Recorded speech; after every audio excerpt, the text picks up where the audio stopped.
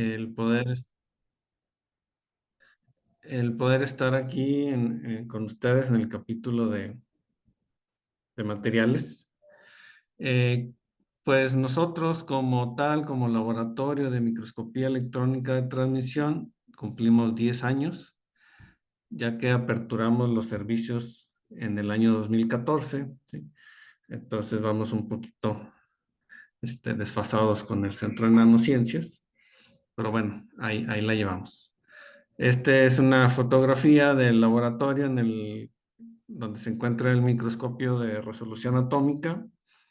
Y bueno, es en este microscopio, en este laboratorio, en el que hemos podido trabajar la técnica de ILS, que al final de la plática, bueno, les compartiré algunos de los trabajos que se han hecho ahí. Este, pues es una gran oportunidad que al ser un laboratorio abierto, pues todos tenemos acceso a este tipo de instrumentos que son pues muy avanzados, con los cuales poder hacer análisis de las nanopartículas o de sus diferentes investigaciones. Entonces, miren, un par de conceptos de introducción así muy básicos, ¿no? Que yo creo muchos han escuchado. El término micro, bueno, se refiere a algo tan pequeño que solo puede ser visto a través de un microscopio. Es decir, nuestros ojos ya no son suficientes. El término de microscopía engloba y se refiere a la técnica y a los conocimientos indispensables para la caracterización, estudio y análisis de muestras microscópicas. A nosotros, pues ya nos corresponden todavía muestras más pequeñas, ¿verdad? Que son las muestras de nanométricas, ¿no? Nanomateriales. Entonces, en ese caso, pues recurrimos al microscopio electrónico. Como sabemos, la longitud de onda de los electrones está determinada en gran medida por el voltaje de operación del microscopio. En el caso típico de utilizar un voltaje de operación de 200.000 voltios, pues la longitud de onda de los electrones es de alrededor de 2.5 picómetros. Idealmente, esa longitud de onda nos coloca en la posibilidad de poder hacer estudios o imágenes en el orden de los ordenamientos de estructuras atómicas, ¿no? Refiriéndome pues a estructuras cristalinas, ¿no? Entonces, como podemos ver en la escala, a 200.000 voltios, con esa longitud de onda, pues fácilmente podemos hacer un estudio de diferentes materiales con tamaños por debajo de una micra, ¿no? O sea, ya en el rango nanométrico, ¿no? Entonces pueden ser materiales sólidos, materiales orgánicos, biológicos. Entonces, bueno, esto es nada más así como que una breve acotación para incluir a los compañeros que probablemente no han tenido oportunidad de interactuar con un microscopio electrónico de transmisión. Y bueno, además, ahora podemos ver aquí en esta diapositiva un ejemplo, ¿no? Por ejemplo, podemos trabajar con polvos o materiales producto de una reacción química, la que ustedes quieran. Hacen su reacción, obtienen su nanomaterial de esa reacción y lo pueden presentar en un polvo ya bien procesado, ¿no? Entonces, esta imagen puede ser la imagen de un polvo que podemos ver con nuestros propios ojos, pero la idea es transferir ese material a una portarrejillas o a un portaobjetos adecuado para el microscopio, ¿sí? Esta preparación de la muestra pues es parte del conocimiento que se quiere, que se necesita, como habíamos visto en el concepto de microscopía que les comenté en la diapositiva anterior. Entonces, bueno, una vez que el polvo o el material ha sido transferido a la rejilla del portamuestras, en el microscopio podemos observarla, ¿no? Podemos hacer una exploración, así como se puede ver en esta en estas 3 micrografías de bajas amplificaciones hasta que podemos encontrar el material o el área de interés en la cual se quiere hacer el estudio de la estructura cristalina del material o de la ultraestructura en el caso de ser un material biológico, ¿no?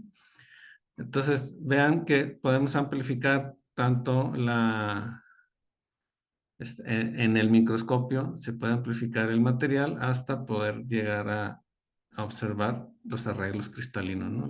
En esta imagen de HRTEM que les presento a manera de ejemplo, podemos ver el acomodo atómico de estas columnas en donde ya es posible empezar a hacer estudios de la estructura del material, ¿sí? Entonces, típicamente esa es la justificación, ¿no? de un microscopio electrónico, el poder hacer en una imagen, observar la estructura del material. En general, pues, el microscopio está formado básicamente por 3 sistemas de lentes electromagnética, ¿no? Tenemos un sistema de lentes condensador, un sistema de lente objetiva y un sistema de lentes proyectoras. La función principal para la que utilizamos estos sistemas de lentes, pues nos interesa controlar la trayectoria del flujo de electrones, que aquí pueden ver en color verde, controlar esa trayectoria para que incida sobre la muestra. En el caso del microscopio electrónico de transmisión, deben saber que la muestra se coloca al centro de la columna del microscopio para que precisamente los electrones incidan sobre la muestra y la atraviesen, ¿sí? Se pueda formar una imagen y amplificarla, ¿sí? Además de esto, si al microscopio se le añade un par de espectrómetros, entonces podemos hacer algo de análisis químico en el microscopio al mismo tiempo. ¿Por qué? Porque los electrones al atravesar el material, pues se llevan con ellos información de la estructura electrónica y de las propiedades ópticas del material, en caso de que las tenga, ¿verdad? Entonces se vuelve un equipo pues con mucho alcance, ¿sí? La motivación de la plática pues precisamente darles a conocer el uso y de la espectroscopía ILS, ¿no? Para la caracterización de estos nanomateriales. En este esquema, pues deben de saber que tenemos aquí representado el microscopio electrónico de transmisión y en nuestro caso particular, el filtro de energía o el ILS, el espectrómetro ILS, se encuentra colocado por debajo del microscopio. Entonces, en esta configuración se le conoce como una configuración post columna, ¿sí?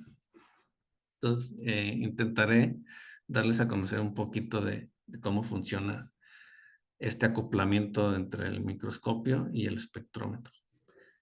Entonces, y bueno, por cierto, el acrónimo de ILS pues, se refiere a la espectroscopía de pérdida de energía de los electrones, ¿sí?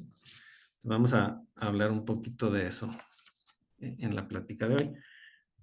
Parte de esa motivación es darles a conocer esta espectroscopía porque es muy utilizada. Como pueden ver en esta consulta que hice así muy rápida, muy sencilla en la base de datos, desde el 2000 del año 2000 a la actualidad, hay un buen número de artículos en inglés que hacen uso de la espectroscopía ILS y sobre todo darnos cuenta que lo utilizan en diferentes áreas del conocimiento, ¿no? O sea, no únicamente es exclusiva para ciencias materiales, sino que aplican áreas como agricultura, ingeniería y ciencias de la tierra. Entonces es muy diverso y bueno, pues qué mejor que todos puedan darse una idea de lo que es esta espectroscopía y poder utilizarla, ¿no? Entonces, con esta intención, el contenido de la plática es breve en cuanto a lo que es el microscopio electrónico de transmisión y me enfocaré más hacia lo que es la espectroscopia IRS. Entonces, si van surgiendo preguntas ahí en el chat, por favor, con confianza, pues pueden hacérmelo saber. ¿Sí? Bueno, aquí pueden observar una micrografía típica de un microscopio electrónico de transmisión. ¿Sí? En él se pueden resolver pues, las cadenas de átomos de carbón de este nanotubo multipared. Entonces estamos observando una serie de nanotubos multipared por ahí y las cadenas atómicas. La manera en que podemos observar esa imagen en modo transmisión es porque la iluminación del haz de electrones es paralela, ¿sí? O sea, quiere decir que todos los electrones forman una iluminación homogénea en un área grande del material, ¿sí? Como se observa aquí, si este fuera el material, el espécimen, el haz de electrones incidente es un haz abierto, colimado o paralelo, ¿no? Digamos en términos de óptica, uniformemente sobre el material. Al estar así en esta configuración de las lentes del sistema condensador, pues se forma una imagen de alta resolución cuando se tienen materiales cristalinos, ¿no? Y podemos observar sus columnas atómicas. Esto pues es típico en un microscopio electrónico de transmisión y la manera en que esto es posible pues es por un fenómeno de interferencia de ondas, ¿sí? En el que cada columna atómica pues va haciendo va introduciendo un desfase, ¿no? Una componente de fase en las diferentes funciones de onda, ¿no? De los haces incidentes. También podemos modificar ese tipo de iluminación que ya no sea paralela, sino que sea una iluminación convergente, con un gran ángulo de convergencia sobre la muestra. En ese caso, estamos hablando pues de una configuración en modo STEM, que es barrido y transmisión. Entonces aquí se observa, bueno, debo mencionarles que al hacer converger el haz de electrón, todo el flujo de electrones sobre la muestra, se forma una sonda electrónica de un diámetro menor a la separación entre las columnas atómicas del material. Y al escanear esa sonda de electrones primarios que inciden sobre el material, pues la micrografía que se genera es como la que tenemos aquí, ¿sí? En donde el espaciamiento entre columnas atómicas pues es muy claro, ¿no? ¿Sí? Entonces, no voy a brincar la diapositiva anterior para mencionarles que, en resumen, tenemos dos ópticas diferentes. La óptica en modo transmisión, que es conocida como TEM, y la óptica en modo barrido y transmisión, que es la otra conocida como STEM, ¿sí? En algunos casos hay microscopios que tienen ambas ópticas integradas en su sistema, entonces es por eso que le puse así en el paréntesis STEM, que en general, bueno, es un microscopio electrónico de transmisión con la capacidad de manejar los dos tipos de iluminación, ya sea la iluminación paralela o la iluminación convergente sobre la muestra, ¿sí? Tiene sus ventajas, como por ejemplo, en el modo transmisión se hacen análisis generales y en el modo STEM se pueden hacer análisis puntuales, análisis de línea o mapeos bidimensionales, ¿no?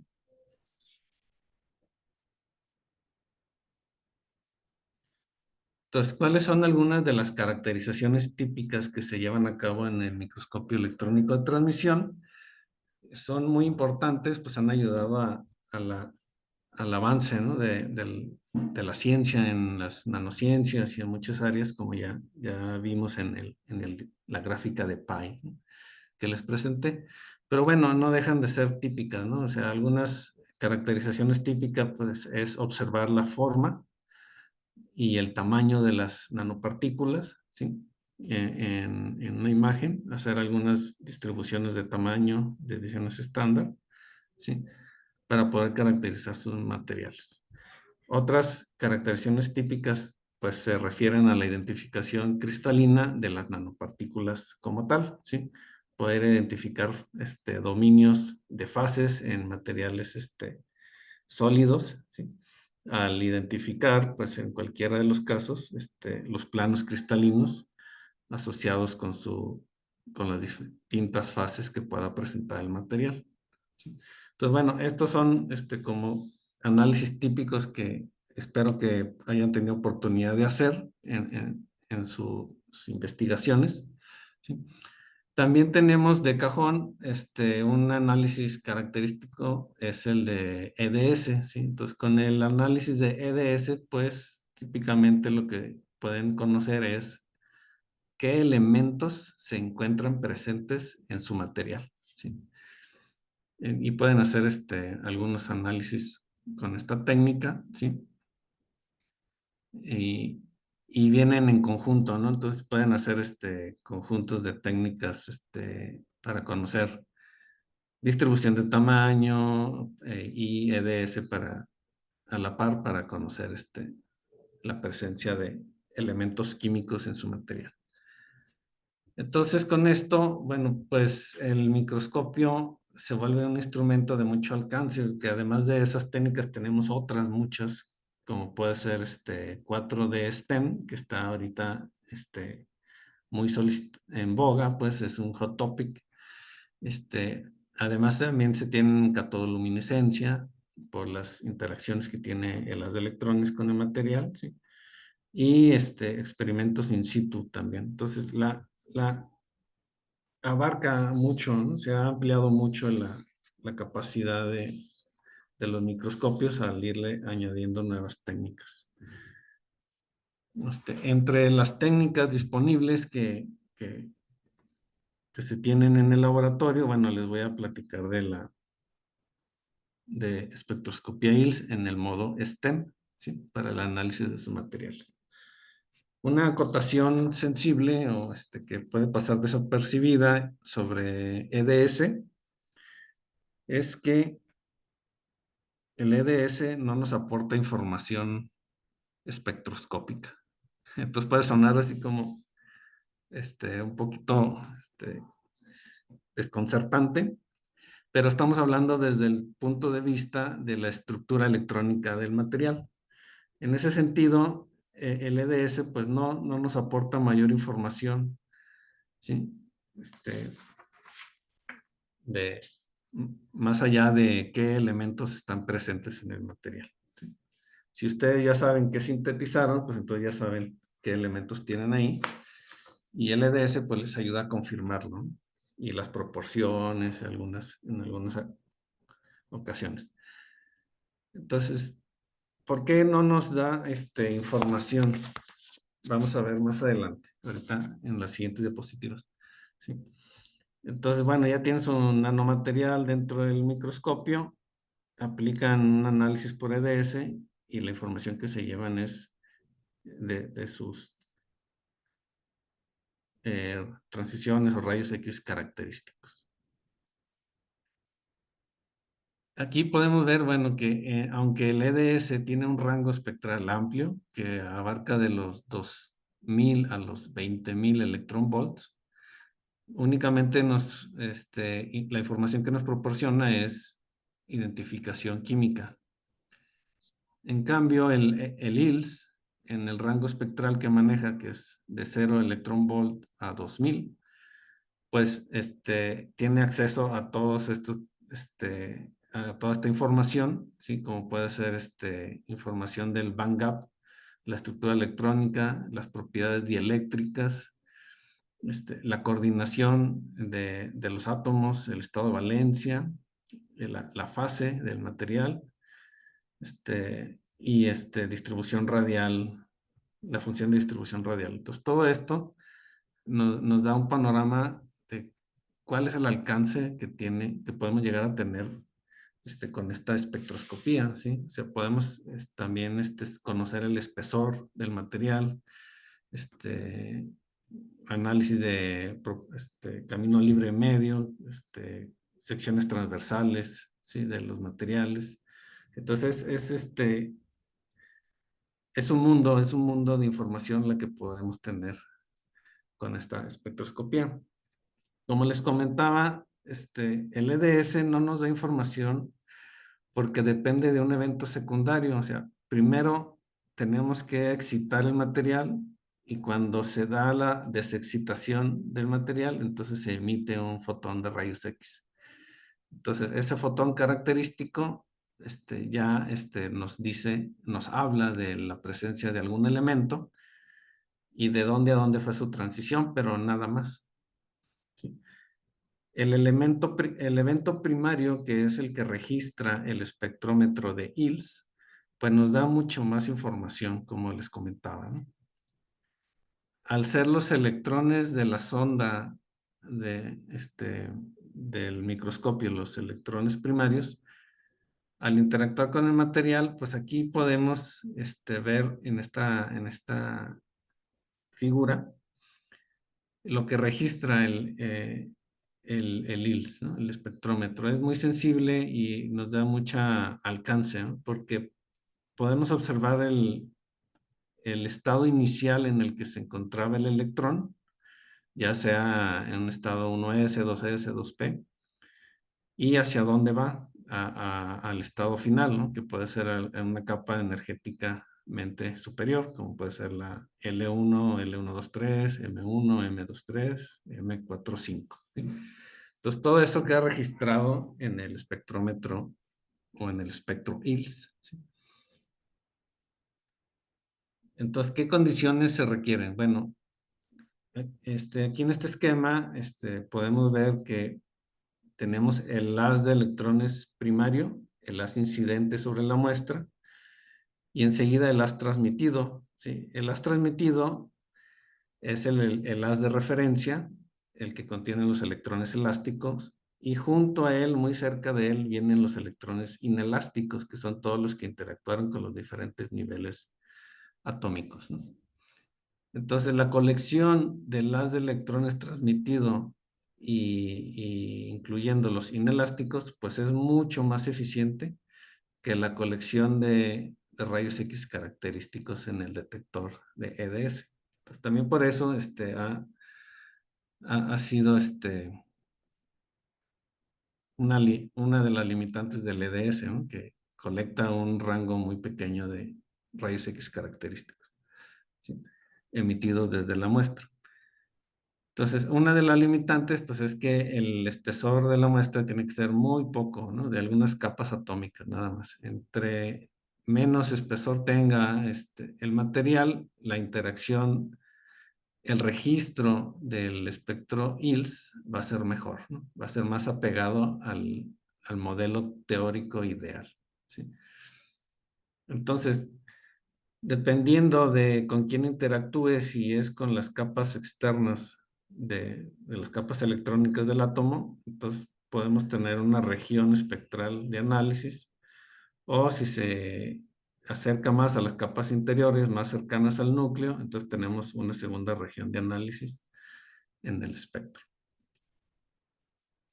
Una manera sencilla de tratar de ver esto es que una vez que el haz de electrones ha interactuado con el material y ha perdido un poco de energía, el, el- el espectrómetro funciona como un prisma en el que al aplicar un campo magnético desvía la trayectoria de esos electrones que perdieron energía en función del radio, de un radio, ¿no? Entonces, es proporcional la energía que se pierde con el radio de desviación en el que el prisma puede desviar de su trayectoria esos electrones. Entonces, vamos a ver un ejemplito. En esta nanopartícula de nitruro de boro, los electrones que interactuaron con la capa K del boro pierden 188 electronvolts. Los que interactúan con el nitrógeno pierden 401 electronvolt. Entonces el radio de desviación es distinto para cada uno de ellos y el espectrómetro, el prisma puede enfocarlos en diferentes planos en donde el espectrómetro puede seleccionar a los electrones que quiere analizar, ¿sí? Entonces se hace un filtro, ¿no? Se hace un filtro de electrones y bueno, funciona en un rango óptimo desde 0 hasta 1000 electronvolts, 2000 electronvolts, dependiendo del espectrómetro, ¿sí? A ver, entonces aquí mm,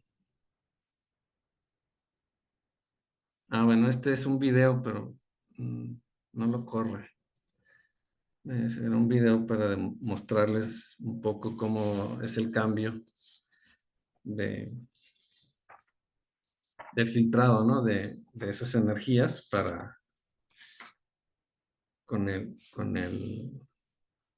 ahí está, miren. Entonces tenemos aquí el análisis, este es el material. Aquí tenemos una ventana para hacer un recorrido sobre toda la imagen. Y vean aquí cómo va cambiando la señal, ¿sí?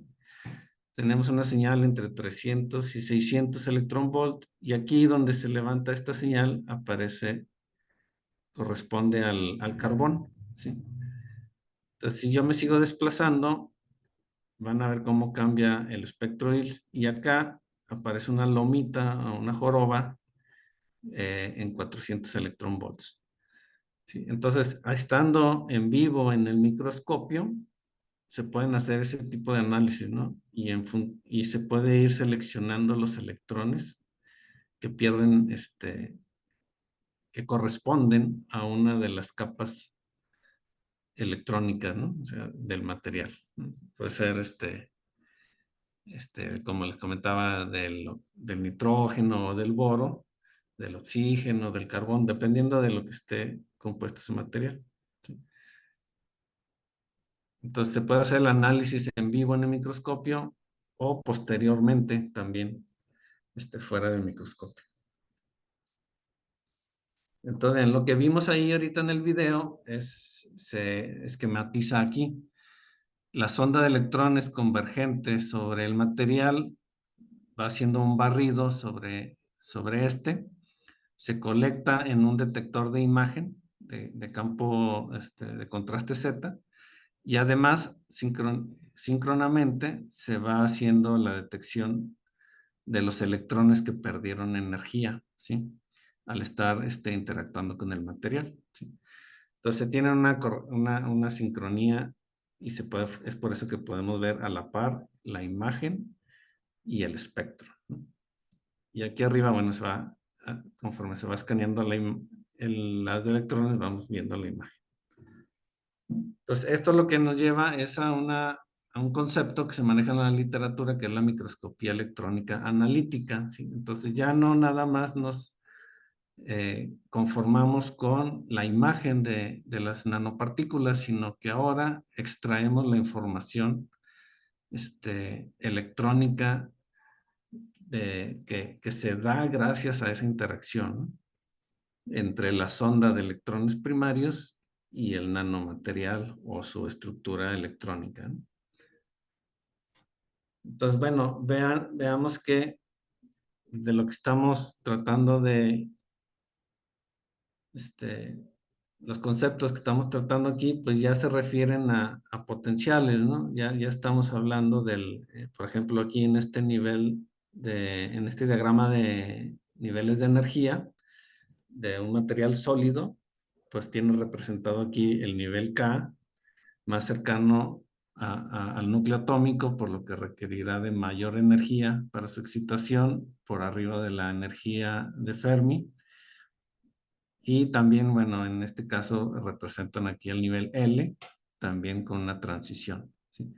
Y las diferentes señales, o sea, siempre hay diferentes señales que se están generando en esas interacciones, pero ahorita pues veremos únicamente las que corresponden a las que se pueden registrar con el espectrómetro ILS, ¿sí? Que son estas, el haz de referencia, de electrones elásticos y el haz de electrones inelásticos con en el rango de energía de 0 a 2000 electronvolts. ¿Sí? Entonces, en el una de las interacciones más débiles que se tienen, pues son de las que se dan con la estructura, ¿no? O la látiz, ¿no? Del material, ¿sí? Entonces, cuando el haz de electrones incidente interactúa con todo el material, pues puede transferir cierta energía muy poca ah, y que se va a ver reflejada en la energía fonónica del material, ¿no? Entonces, las vibraciones de la red cristalina, ¿no? Son energías tan bajas como 0.1 electronvolt, o sea, 100 milielectronvolts. Son energías de vibración, ¿sí? Entonces, en ese caso, hay muy pocos microscopios y espectrómetros que pueden lograr un registro de estas vibraciones, ¿no? ¿Por qué? Porque son vibraciones que corresponden al infrarrojo, ¿no? Se pueden hacer con un FTIR o un RAM. Bueno, aquí hago un paréntesis para comentarles que un experto en esta área de ILS vibracional, pues es el doctor Maureen Lagos, que tendremos el honor de contar con su presencia en el próximo Congreso Nacional de Microscopía, en el Simposio de Avances en Microscopía y Espectroscopía. Esta técnica es muy reciente, tiene pocos años, y además de que es una técnica que involucra este rango espectral de energías tan bajas, también involucra el desarrollo instrumental del microscopio y del espectrómetro para poder acceder a esta región del espectro mediante ILS. Entonces es un área muy interesante de explorar ahora hacia dónde van la microscopía, ¿no? Entonces, si pueden y tienen asistir al congreso, es una plática muy interesante, muy buena. Entonces, miren, otra de los eventos inelásticos son las que se dan en las áreas de donde se encuentran los electrones libres, ¿no? En la banda de valencia, ¿sí? Entonces, al interactuar con esos electrones, pues tenemos información del band gap, los excitones y los plasmones, ¿no? De volumen o de superficie, así como también transiciones electrónicas de baja energía, ¿sí? Entonces, todo esto, mediante el mismo espectrómetro en la región de bajas pérdidas, tenemos información del material, ¿no? Entonces, por ejemplo, en esta gráfica que está aquí reportada, pues se hace una estimación del band gap, pero ya directamente sobre una nanopartícula de nitruro de galio, ¿sí? Para estimar en ella, pues de cuánto es su band gap, ¿no? Se hace un modelado y aquí donde cruza el eje, pues se estima que son 3 electronvolts. Entonces, la capacidad que tiene es esa, ¿no? Poderles dar la imagen, la caracterización de la nanopartícula microestructural y además caracterizaciones ópticas. Si avanzamos hacia la región más interior de las capas electrónicas, pues encontramos las capas cercanas al núcleo atómico, ¿no? Entonces, en esta región tenemos dos técnicas, ¿sí? Que pueden ser de mucha utilidad para el análisis de nanomateriales, como es la técnica de análisis de estructuras finas cercanas al borde, y la de estructura extendida, ¿no? Entonces, miren, si tenemos una distribución de intensidades contra energía perdida, tenemos aquí que desde la energía de ionización y 10, 20 o 30 electronvolts más, la estructura fina que tenemos en esa señal nos va a dar información del entorno químico local del átomo que se está excitando en ese momento o su estado de valencia también. Si se analiza además la estructura extendida, o sea, los siguientes 30 electronvolts hasta 50, 100 electronvolts, entonces tenemos información de la distribución radial de los átomos vecinos, ¿no? Los átomos cercanos vecinos al átomo que se está excitando. Entonces, como pueden imaginarse, por las imágenes que les he adelantado, esta es una representación del espectro ILS, desde los electrones elásticos, que es el haz de referencia, en 0 electron volts hasta 2000 electron volts. Entonces, dependiendo de dónde se dé esa interacción, pues vamos a tener en el rango de bajas pérdidas muy cercanos o energías muy bajas, como vimos, energías de vibración o características ópticas como la banda prohibida, aquí antes de los 7 electron volts, 10 electron volts, y luego la región del plasmón. Algo que hay que notar es la gran intensidad que tiene aquí los electrones elásticos, y luego la siguiente señal más intensa es la de los plasmones, ¿sí? Porque son muy fáciles de excitar, ¿no? Mucho más fáciles de excitar y requieren menos energía que excitar algún electrón en las capas interiores de la estructura electrónica, ¿no?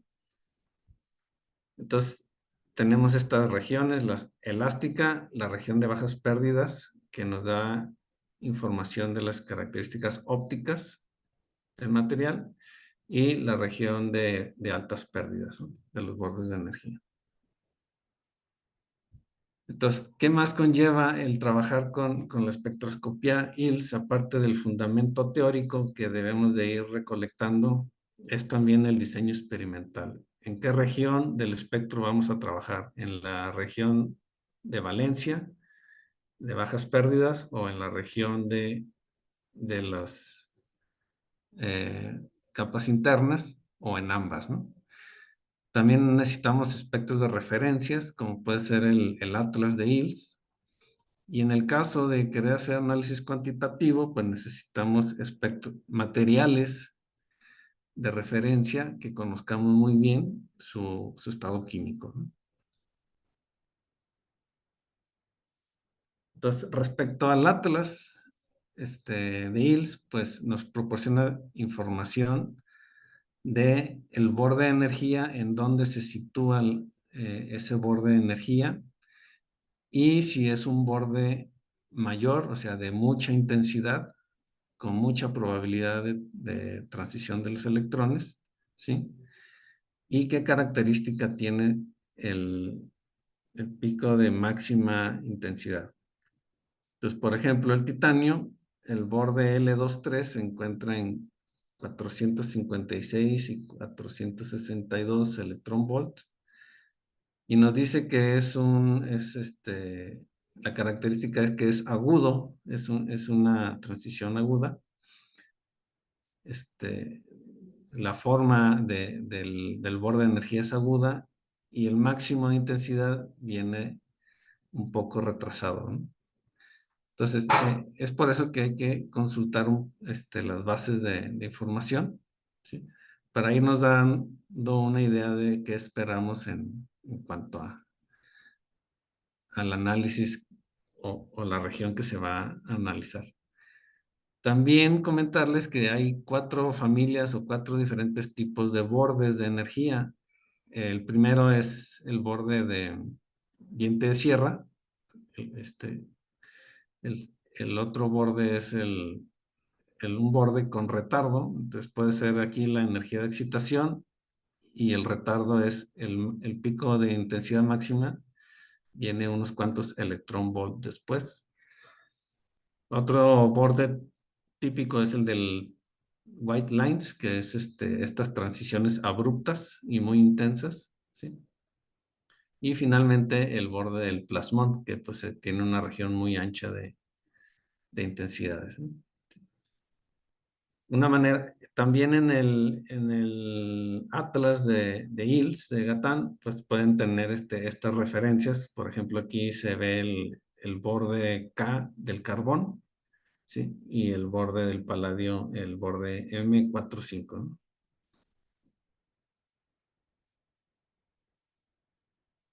Entonces, típica, las probabilidades de excitación de este, de las diferentes capas electrónicas del material, pues va en función de su número atómico. Entonces podemos ver que en los primeros elementos de la tabla vamos a encontrar mucho más fácil, con más probabilidad, bordes de energía K. Entonces desde, no sé, desde litio, berilio, boro, en su mayoría van a tener bordes de excitación del tipo K, ¿sí? Que son desde transiciones originales desde estado inicial en 1s. Y el tipo de borde es como el tipo A, que es de diente de sierra, ¿no? Entonces, en su mayoría, los primeros elementos de la tabla periódica van a tener un diente de sierra, ¿no? Como este que está aquí. Conforme va llenándose la capa de electrones, las siguientes capas superiores, entonces empiezan a aparecer los siguientes bordes, ¿no? Tipo L, con sus estados iniciales 2p un medio, 2p tres medios, hacia transiciones mayores, ¿no? Y en ese caso, es del tipo B, que es con retardo. Entonces, dependiendo, si se fijan, aunque sea, por ejemplo, va hasta el argón, pero si pasamos al potasio hasta el níquel, sigue siendo un borde tipo L, ¿sí? Pero cambia su estructura, ¿no? Ahora es como una white line, o sea, como ¿sí? Entonces, puede haber bordes tipo L, como el que está aquí en B, que es con retardo, y muy ancho, o de transiciones abruptas muy intensas como de white lines, ¿sí? También tipo L. Y eso lo que refleja es la densidad de estados electrónicos desocupados, ¿no?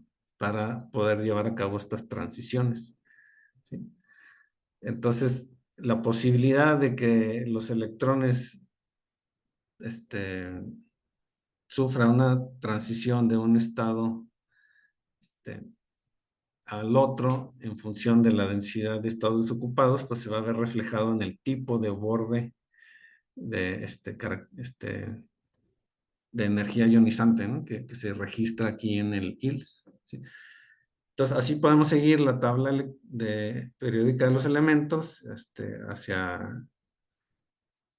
con elementos más pesados, ¿sí? Y podemos encontrarlos del tipo M45, transiciones desde el 3D hacia niveles superiores, ¿sí? Y también vemos que cambian y volvemos a encontrar tipos de bordes de white lines, ¿no? Entonces, hay información de la estructura electrónica que puede ser representada mediante esta espectroscopía.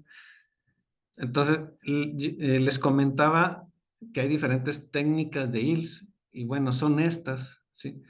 O sea, la espectroscopía ILS también se divide en diferentes técnicas, ¿no? O sea, dependiendo de qué región del espectro utilicemos. Si utilizamos todo el espectro, entonces podemos hacer estimaciones del espesor de los materiales, ¿sí? En el caso de una preparación por FIB, donde se tiene una lámina muy delgadita, pues podemos hacer una estimación de qué espesor tiene ese material, ¿sí? Estimaciones del camino libre medio inelástico, ¿sí? Para cuestiones de secciones transversales, ¿sí? O si, como les comentaba, en la región de bajas pérdidas, Podemos hacer análisis de identificación de fases del material, analizando el plasmón del material, ¿sí? O las que les comentaba de analizando los bordes de energía mediante el análisis de la estructura fina cercana al borde para determinar estados de oxidación, ¿sí?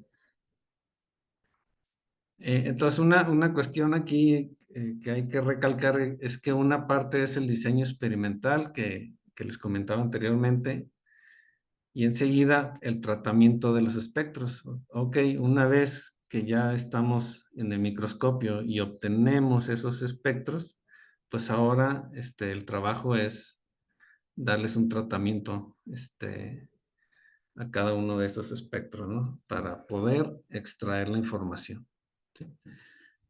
Y después de eso, por último, pues hacer una interpretación de la información, ya sea con un modo comparativo o con un modelado teórico. Entonces, son las distintas etapas que se van recorriendo en, esta, en estas técnicas de ILS. Entonces, bueno, antes de terminar, un par de trabajos en los que se ha podido colaborar, sí, para el análisis de materiales, ¿sí? Entonces, miren, se tuvo la oportunidad de trabajar con un material mesoporoso, ¿sí? Este material mesoporoso se fue sintetizado, mm, y en el proceso de la síntesis se hizo diferentes cargas, se cargó con diferentes concentraciones de óxido de cerio, ¿sí? Entonces, este material pues sirve para, por ejemplo, catálisis de CO2, ¿sí? Para la degradación catalítica de dióxido de carbono. Entonces pueden ver aquí en la micrografía STEM de contraste Z, pues cómo el material o los cristales de dióxido de cerio se depositan, se soportan en esta matriz de dióxido de silicio, ¿sí? Entonces sí es un poco complicado el poder hacer el análisis, sobre todo de, la, de los estados de oxidación, ¿no? Entonces, bueno, primero confirmamos que tenemos aquí el plano cristalino 111 del dióxido de cerio, ¿sí? Que identificado con esta hoja cristalográfica, ¿sí? En las diferentes concentraciones de carga de material, o sea, por ejemplo, 2.9 o 13.2 porcentaje peso, ¿sí? Del óxido de cerio. Bueno, esta es como les comentaba, es una caracterización pues típica, ¿no? Y aquí podemos ver las distribuciones de los átomos de cerio, ¿no? En el cristalito. Pero además de eso, se tenía la necesidad de determinar el estado de oxidación, ¿sí? Entonces, para eso, pues tuvimos que recurrir al ILS. Entonces, ya con ILS, aquí en esta micrografía, pueden ver el cristalito que está aquí bien definido en resolución atómica, ¿sí?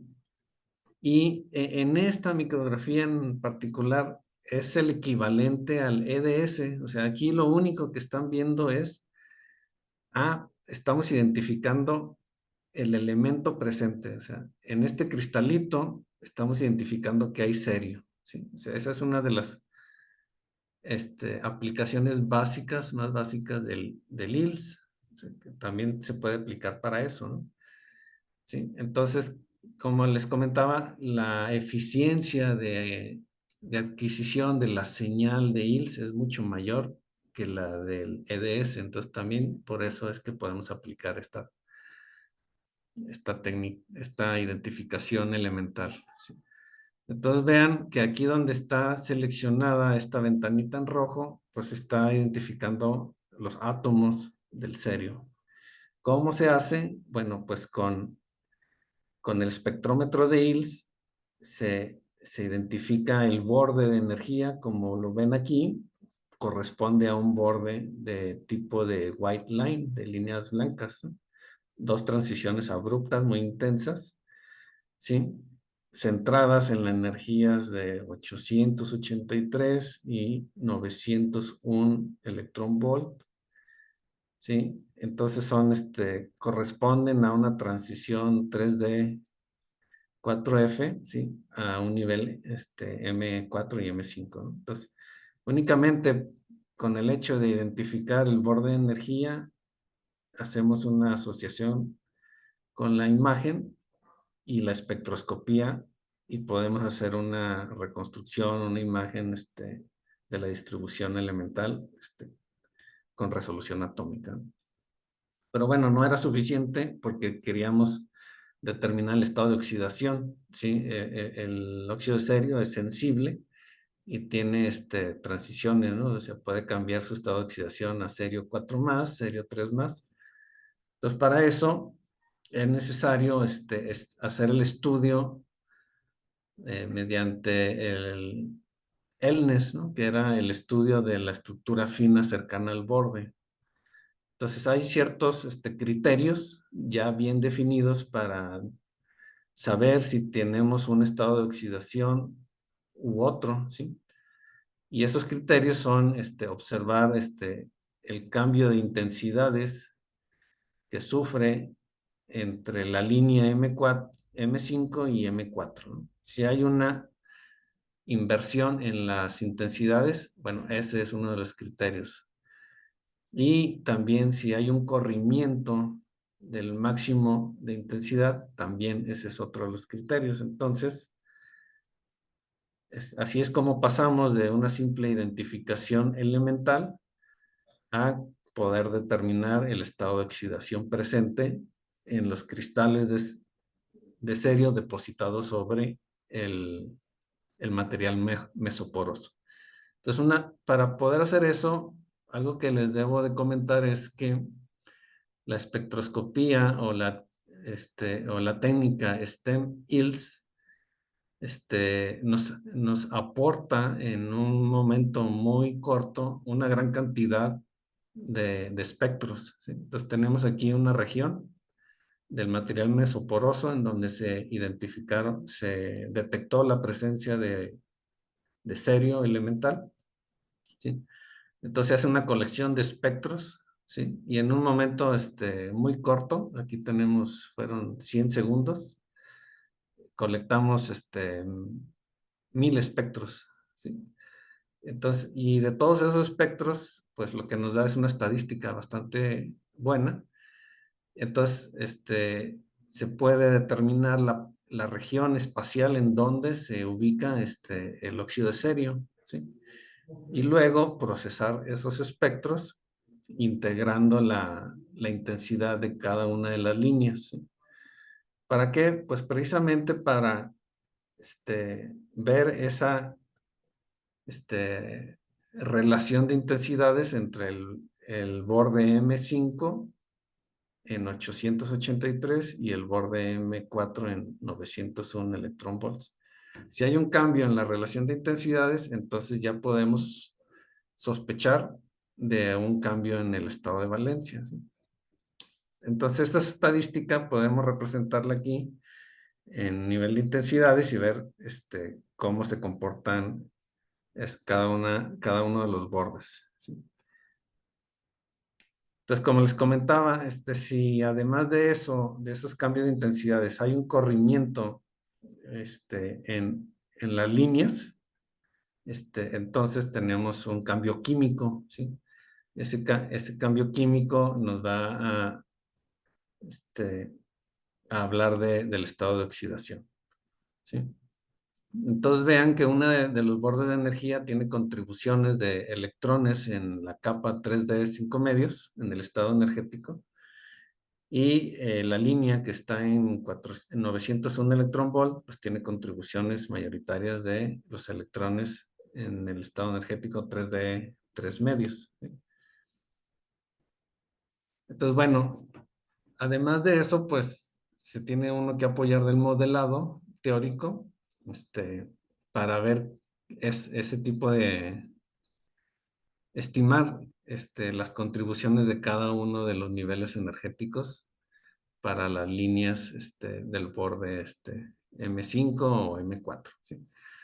Entonces, en este tema, se dio un taller muy bueno el año pasado, aquí mismo en el foro del capítulo estudiantil, por el doctor Guillermo Herrera, que bueno, fue un muy buen curso.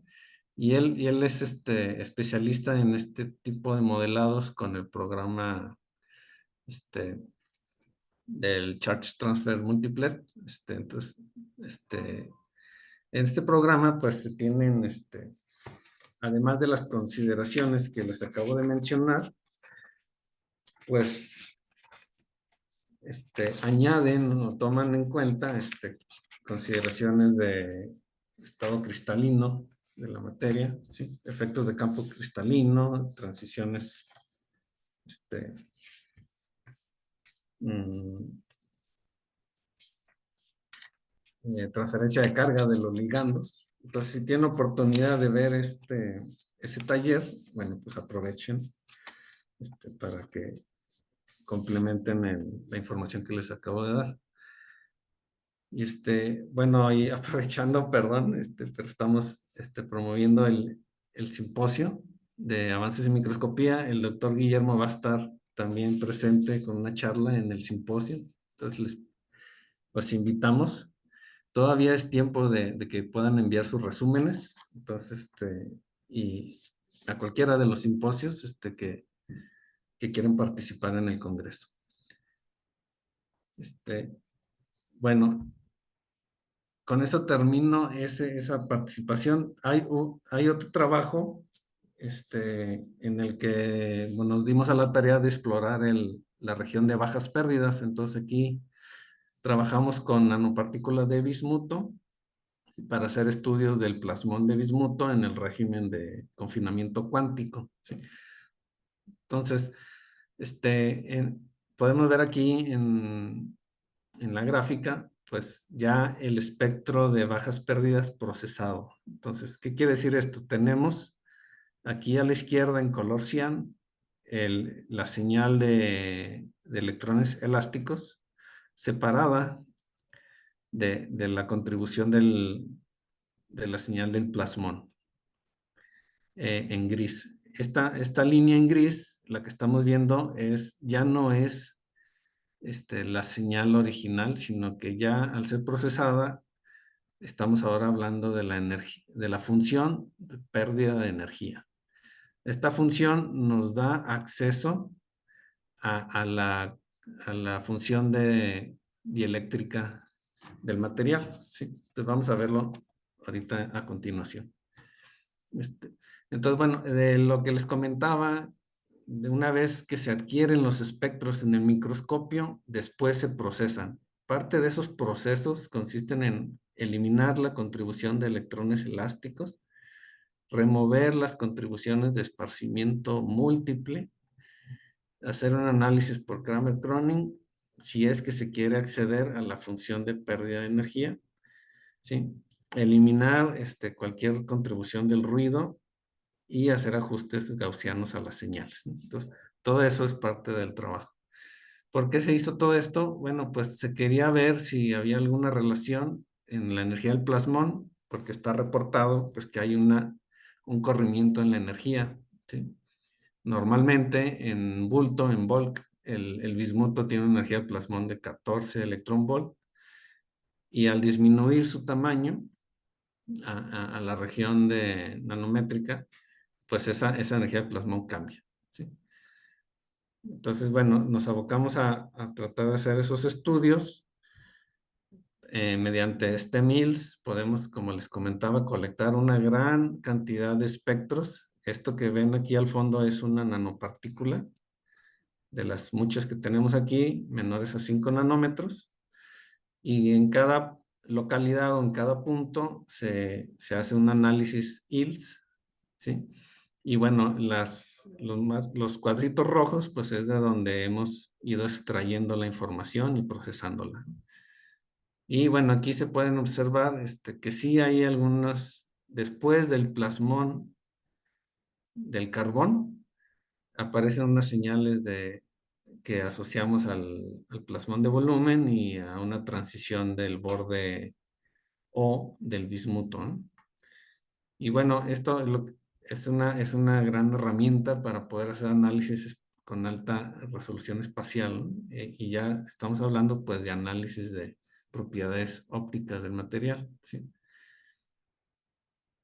Les comentaba, está reportado que conforme va disminuyendo el tamaño de la nanopartícula, la energía o la frecuencia del plasmón se va recorriendo cada vez más a energías más altas, ¿no? Entonces, por ejemplo, puede pasar de 10, estar cercano a los 10, a los 14 electron volts que era, y ir aumentando o recorriéndose en el espectro de energía a energías más altas como 30 electron volts, ¿sí? Entonces, por eso es que, bueno, nos pareció interesante y bueno, aquí sospechábamos que podía ser el plasmón, ¿sí? Esta señal que está aquí en las diferentes posiciones de la nanopartícula, ¿sí? Pero al tener acceso a la función de pérdida de energía, les comentaba, también tenemos acceso a la función dieléctrica compleja. Entonces aquí en estos gráficos tenemos la parte real y la parte imaginaria de la función dieléctrica del material cuando está siendo excitado por el haz de electrones del microscopio. Entonces, aquí atrás, en la función de pérdida de energía, cuando no se presenta el plasmón del bismuto y cuando sí tiene presente el plasmón de bismuto. Entonces, la propuesta del análisis es que cuando está presente el plasmón en esta energía, en el régimen de confinamiento cuántico, también podemos observar una respuesta en la función dieléctrica del material. Entonces, pues es algo muy que te da, como pueden ver, te da mucho acceso al material, ¿no? Entonces, aporta mucha información aparte de la que es común observar en unas microscopías de TEM, ¿sí? Entonces, bueno, con eso, termino yo, mi plática y bueno, corresponde dar los agradecimientos porque este trabajo pues es muy amplio y bueno, ha recibido apoyos del CONACYT, del Politécnico y sobre todo el apoyo del conocimiento, ¿no? De los colegas, en particular el doctor Guillermo, el doctor Francisco, Damasio, la doctora Silvia y el doctor Oscar, que han participado ya sea con materiales, síntesis y teoría y modelados teóricos, ¿no? Pertenecen a varias instituciones, entonces como ven, estamos abiertos a colaboración, sobre todo para darle impulso a esta técnica de ILS. ¿Sí? En estos años pues, hemos aprendido estas cuestiones un poco de esta espectroscopía que es, como vieron, muy, muy amplia, ¿no? Entonces, si alguien quiere colaborar, pues bueno, se están las puertas abiertas y iremos aprendiendo en el camino también. Entonces, pues no me queda más que agradecerles otra vez al foro, al capítulo estudiantil, y a ustedes por su tiempo. Muchas gracias. Si tienen preguntas, adelante, por favor.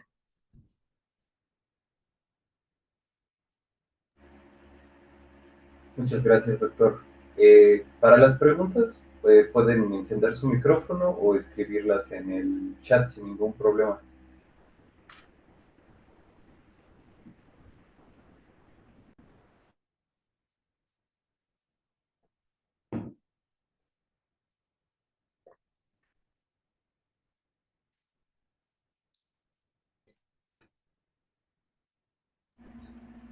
¿Alguien tiene la mano alzada? Claudia. Sí, Sí. gracias. Buenas noches y antes que nada agradecerle, doctor, muy, muy interesante y nutritiva su charla. Yo tengo algunas preguntas. La primera es que, bueno, honestamente no alcanzo a dimensionar cómo obtienen información sobre el espesor y el camino libre medio a través del espectro total. ¿Nos podría hablar un poquito más sobre cómo obtienen ese tipo de información, por favor? Sí, Claudia, claro que sí. Muchas gracias por tu pregunta. Buenas noches a todos.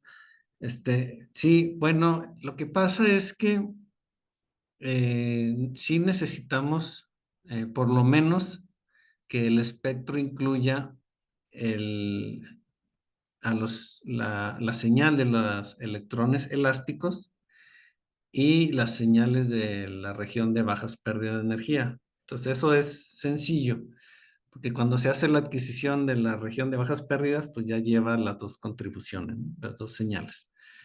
En ese caso, y se integra la intensidad de estas señales y se hace una operación logarítmica. Es una operación sencilla, que lo que te entrega es una relación, es relativo a estas dos señales. O sea, entonces te da una estimación adimensional, ¿sí? Entonces, mientras se encuentre en un rango menor a 0,5, entonces digamos que el espesor es el adecuado para poder hacer la espectroscopía, ¿sí? De ILS. ¿A qué me refiero? A que la interpretación del espectro puede ser más apegada a la teoría, ¿sí? Del espectro experimental. Y bueno, si tomamos esta formulita de relación de logaritmos, sí te puede dar un valor de camino libre medio, ¿sí? Un estimado, ¿sí? Esto en función, pues, puede ser más o menos complejo en función de la, este, ¿cómo se llama? De tu muestra, ¿no? De, de, de la muestra en sí, pues, qué tan compleja sea la muestra. Entonces, déjame ver si ahorita no tengo aquí la fórmula, pero sí es un cálculo que se puede hacer que te puede dar una estimación de este camino libre medio que correspondería únicamente pues a tu material que fue analizado bajo esas condiciones, ¿no?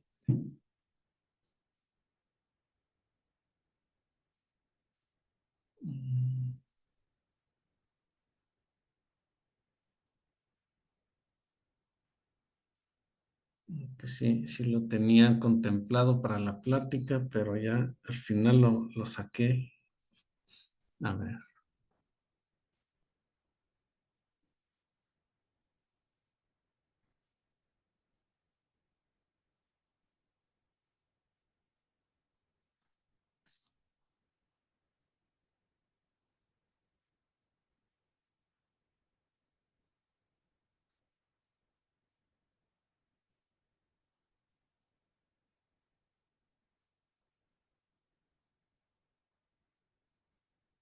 Mm, Bueno, ahorita en lo que encuentro la diapositiva, si tienen otra pregunta, puedo ir Eh, adelantando. Gracias, doctor. Sí, yo tengo un par de preguntas más, Ah, si me sí, lo sí, permite. adelante, con gusto. Gracias. La otra es, bueno, este tipo de análisis ILS se puede hacer em, con un holder en donde se pueda llevar a cabo una reacción in situ o bien inducir un cambio de fase. Se puede hacer al mismo tiempo que esté sucediendo la reacción o bien un cambio de fase dentro del microscopio. ¿Se puede tomar al mismo tiempo un análisis de este tipo? Sí, sí, sí, sí, sí se puede, es lo que más o menos, pues ya con este tipo de holders, pues se amplía mucho las capacidades analíticas del microscopio, ¿no? Entonces podemos, pues tener a la par el experimento, ir viendo, pues los cambios, en tiempo real y hacer el análisis, pues ya sea elemental o el análisis de la estructura, ¿no? Mediante el espectro ILS, ¿no? Sí, sí se pueden ir utilizando, ¿no? O sea, mm, al mismo tiempo, ¿no? Las diferentes técnicas. Gracias. Supongo que debe verse muy interesante, ¿no? Cómo va induciendo tal vez algún cambio y va cambiando tal vez alguna propiedad, o bueno, algo en las propiedades tal vez ópticas del material. Es decir, sí se pueden ir viendo estos cambios al momento. Sí, sí, pues es parte, es muy, muy, es parte muy, da mucho entusiasmo, ¿no? Porque poder pasar únicamente de tener la imagen a estarlo viendo en tiempo real, experimento. Y luego aparte, la contribución del espectro ILS, entonces ya puedes empezar a relacionar, pues lo que está sucediendo ahí, los cambios, este, del material, ¿no? O sea, con toda esta, y bueno, de lo que platicamos ahorita, pues es una parte pequeña del alcance que tiene la espectroscopía, ¿no? Pero eh, se le puede ir adicionando todo esto para enriquecer la investigación o el estudio de las propiedades del material, sí, claro. Gracias, y concuerdo en que sí es realmente emocionante, impresionante. Y bueno, la otra pregunta es sobre qué tan importante es decir, si es necesario, recomendable o tal vez indiferente hacer estos análisis sobre el eje de zona en una partícula, o bien si no importa. Ah, no, sí, sí importa. Hay un efecto ahí, que se presenta, porque mm, una manera de evitarlo es, bueno, no sé si tu pregunta se refiere, por ejemplo, a un material, este, sólido, ¿no? Por ejemplo, de un circuito, de diferentes, compuestos, o sea, un monocristal o cosas así. Pero mira, por ejemplo, cuando se trata de nanopartículas que están orientadas al azar, entonces sí, para desestimar artefactos en el espectro ILS, se hacen análisis en nanopartículas, en varias nanopartículas para desestimar estos artefactos, ¿no? En el espectro. Cuando se está, incluso si se encuentra en eje de zona, a veces se saca un poco del eje de zona para evitar este fenómeno de este, mm, que le llaman el channeling, ¿sí? Entonces, si viene la sonda de electrones que les comentaba es más fina que el espaciamiento entre las columnas atómicas, entonces queremos la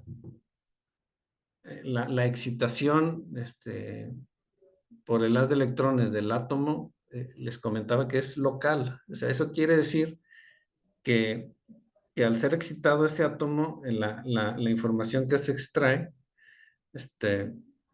pues quiere uno que sea de esa localidad, ¿no? Pero el fenómeno del channeling lo que hace es que entonces se transmite el haz de electrones a través de la columna, de la misma columna de átomos, y entonces la información sí puede provenir de más átomos, ¿no? No solamente del local, ¿sí? Que se está excitando. Entonces sí hay que tomarlo en consideración y a veces se sale del eje de zona para evitar ese channeling y, y, y, y tener cumplir con las condiciones em, em, que se están tomando en la parte teórica, ¿no? Del espectro ILS. ¿Sí? Sí, sí. Entonces, cuando se hace la teoría, se ponen ciertas restricciones en las que sí se cumplen las teorías, ¿no? De por qué sí se dan las transiciones electrónicas, cuando no. Entonces, es importante para apegarse un poco al ideal teórico, entonces sí cumplir con esas restricciones, ¿no? Tenerlas en cuenta. Ah, ok, ok. Pues muchísimas gracias, doctor. Nuevamente muy interesante su charla y gracias. Gracias, gracias a ti, Clara. Gracias, doctor. Tenemos también una mano levantada de Stephanie. Gracias. Buenas noches. Muchas gracias por su ponencia, doctor. Siempre es muy interesante y un gusto escucharlo. Yo tengo tres preguntas. La primera es si es posible visualizar el acoplamiento plasmónico entre dos estructuras. Mm, Pero, ¿en qué sentido? ¿Cómo que acoplamiento? Si eso no lo he visto, ¿eh? O sea, si tenemos como una heterounión o y entonces una energía o una frecuencia plasmónica puede acoplarse con la del otro material. Sí, exactamente. Entonces sería como un único material. Este, mm, lo que no me ha tocado ese caso, pero lo que estoy considerando es que al ser un análisis puntual, se pueden ver localmente esas excitaciones. Lo que cabría ver es si se acoplan, o sea, y al final se tiene una sola energía de resonancia o del plasmón acoplada de los dos materiales, este,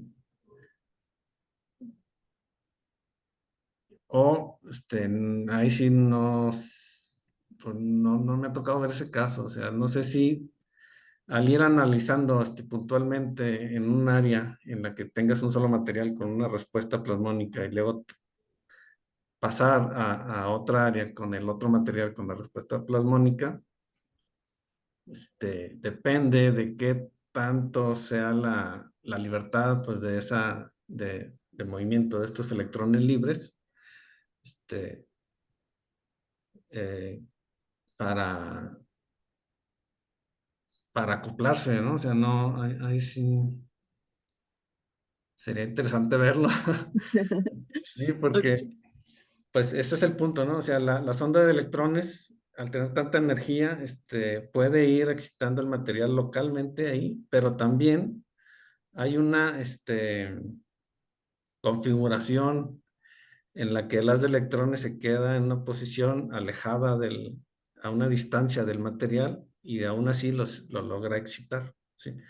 Entonces sí puede ser que, que la sonda de electrones provoque esos plasmones, ¿sí? Y lo que no sé es ya si la respuesta del plasmón vaya a ser unirse en un solo plasmón, acoplarse, o que puede ser como un ensanchamiento del plasmón, ¿no? O definirse bien sobre una frecuencia de resonancia. Ok. Ujú. Y bueno, la siguiente pregunta yo creo que va como un poco ligada a esta primera pregunta, porque quisiera, bueno, ¿cuál sería la diferencia entre ILS y XPS? Ah, bueno, quiero creer que la pregunta está en sentido del alcance de análisis. En ese caso, el alcance, la diferencia que hay entre ambas técnicas es la profundidad de análisis. El XPS tiene una profundidad pequeña, ¿no? O sea, se analizan las superficies de los materiales, y se puede obtener también el estado de oxidación de los elementos que están ahí presentes por el mismo fenómeno del, del binding, ¿no? De los electrones con el núcleo, ¿sí? En la diferencia con el ILS es que sí, se tiene una mayor área de interacción o volumen de interacción. Y ¿por qué? Porque el haz de electrones atraviesa el material. Entonces, al atravesar el material tenemos información de todo eso, todas estas contribuciones. Entonces, idealmente en el TEM, pues lo que queremos es que el electrón atraviese, interactúe una sola vez y salga, ¿no? No importa el espesor. Eso es lo que idealmente, entonces para cumplir con esa restricción, pues el espesor del material tiene que ser cada vez más delgado. Y al entrar y atravesar el electrón, idealmente queremos una sola interacción, ¿sí? Entonces no importa si, si es si el XPS es superficial, y puede haber esa confusión, ¿no? Es que si es superficial, interactúa nada más en las primeras capas atómicas, te da la información química, y el TEM, el ILS en el TEM, les estoy comentando pues que tiene mayor información de toda la muestra, pero idealmente de una interacción únicamente, ¿no? En el espesor de la muestra, ¿sí? Entonces, es difícil que sea una sola interacción, por eso se hacen los procesamientos a los espectros, para ir eliminando esas contribuciones múltiples, ¿sí? Cuando estamos en la condición de espesores pequeños, o sea, que sean de algunas capas atómicas, podemos estar dentro de ese rango, ¿no? De una sola interacción de, de los electrones con el material. Entonces, esa es una de las diferencias del XPS y el ILS. Entonces, son Ok, complementarios, sí se llegan a complementar los estudios. ok, muchas gracias, doctor. Y entonces, ¿el límite de detección de ILS cuál sería? Híjole, es una pregunta bien difícil.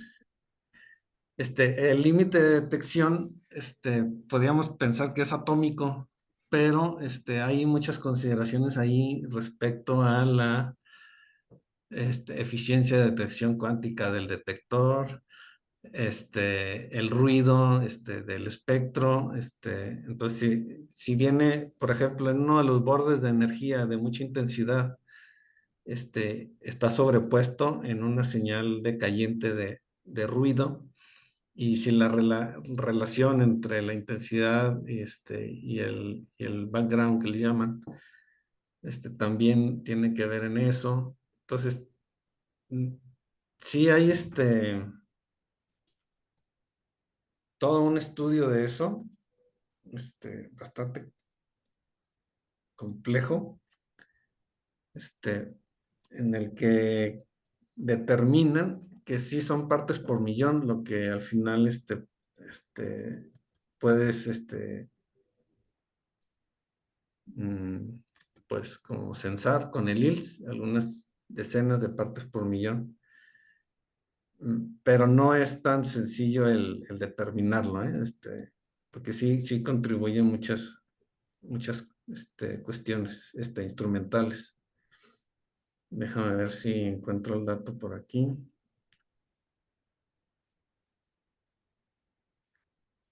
Este,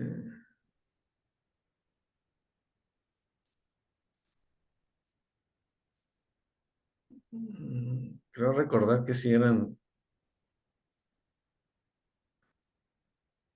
partes por millón.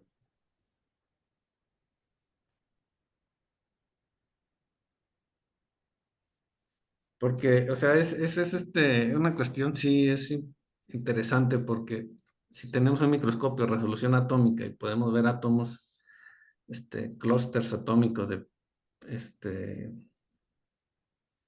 entonces, y se le puede hacer un análisis por ILS, entonces la respuesta así como que evidente es decir, pues sí, átomos, podemos detectar átomos, pero no es así tan directa la solución. Sí es una cuestión complicada que leí hace poco, y sí es toma en consideración todo esto, ¿no? De la eficiencia cuántica del detector.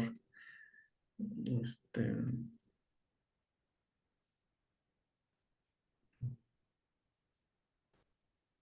estoy viendo el documento que creo que es en el que lo encontré. Sí, doctor.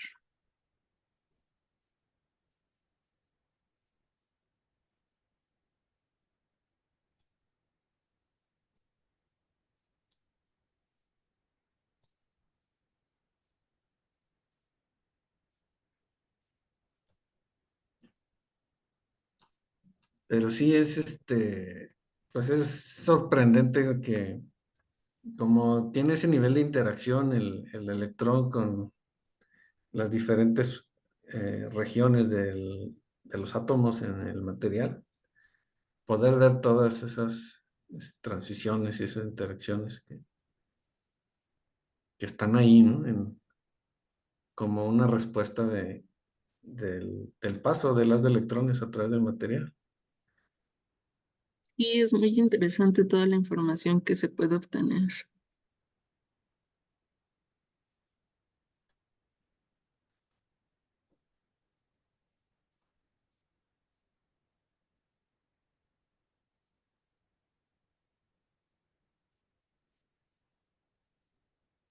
Sí, hay mucha literatura. Estoy recordando que una de las propuestas es tratarlo un poco como se trata la cuantificación en EDS también en cuestión de detección. Y sí, el orden de magnitud entre EDS e ILS en cuestiones de detección sí se lo lleva por mucho, ¿no? Eh,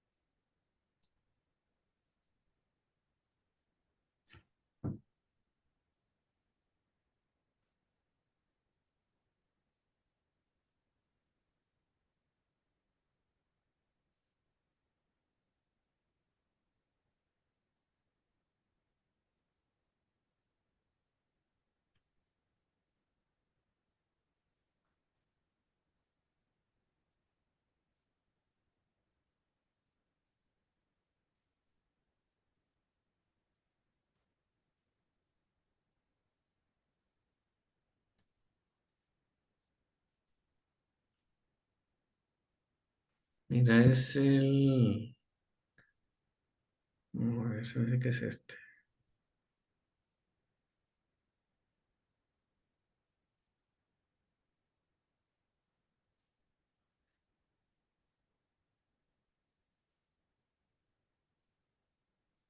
Les puedo pasar es el capítulo 4. Es que creo que estoy cerca de donde lo leí, pero ahorita no lo veo. Pero es en el capítulo 4 del libro. A ver, ahorita les digo. Como sabía que iban a estar buenas las preguntas, me puse a leer más. Sí. Pero ahorita les digo el libro cuál es.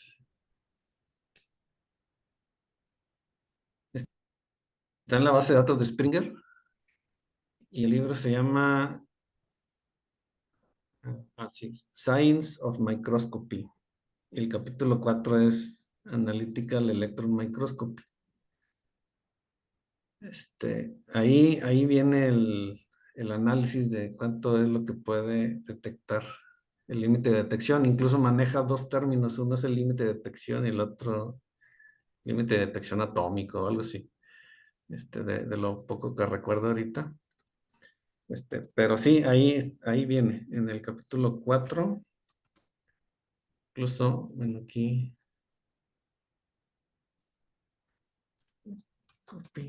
Voy a poner en el chat el acceso al libro. Y ahí viene el dato, nomás que ahorita no lo alcanzo a ver. Muchísimas gracias, doctor. Y bueno, mucho de lo que platiqué, ahí viene en ese capítulo, en el 4. Ok, de acuerdo. Gracias, doctor. Sí. Perfecto, muchas gracias por la referencia, doctor. No sé si alguien tenga alguna otra pregunta.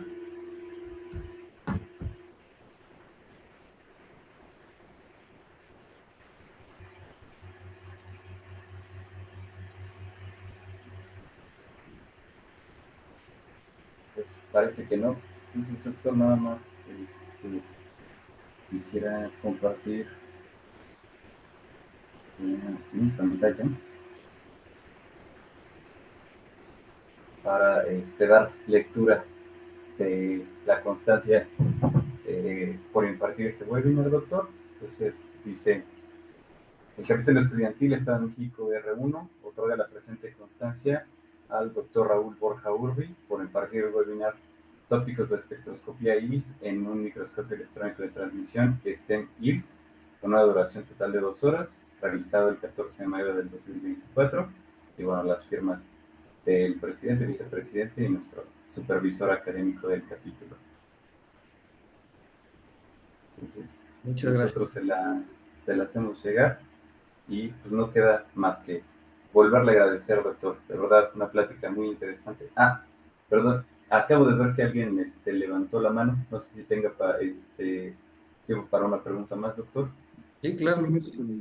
Solamente es para agradecerle, doctor, como asesor del capítulo estudiantil. Muchísimas gracias, doctor Raúl. Espero por el apoyo a los estudiantes del capítulo. Gracias por su disposición y esta maravillosa charla, doctor. Y espero verlo pronto allá en el Congreso de Microscopía en Nuevo León. Sí, doctor. Claro que sí, por ahí nos vemos. Agradezco el foro, agradezco la oportunidad de presentar y pues darles a conocer un poquito de esta técnica para que se animen y puedan también hacer uso de ella, ¿no? Sí, claro. Bueno, usted es el experto en esta técnica, entonces, sí, la verdad es muy grato que alguien hable de esta técnica que está en nuestro corazoncito, en Sí, microscopía sí, electrónica. hemos ido aprendiendo ahí un poco, Sí, pero sí, sobre todo con los trabajos que han ido surgiendo. sí, sí, sí. Y muchísimas gracias, Doc. Espero nos saludemos pronto. Gracias. Igualmente, buenas noches. Muchas gracias, doctor. Y muchas gracias a todos los que nos acompañaron. Y nos vemos en la siguiente actividad con la doctora Alien Blanco el 22 de mayo. Muchas gracias a todos. Hasta luego, gracias. Gracias, hasta luego. Hasta luego, doctor.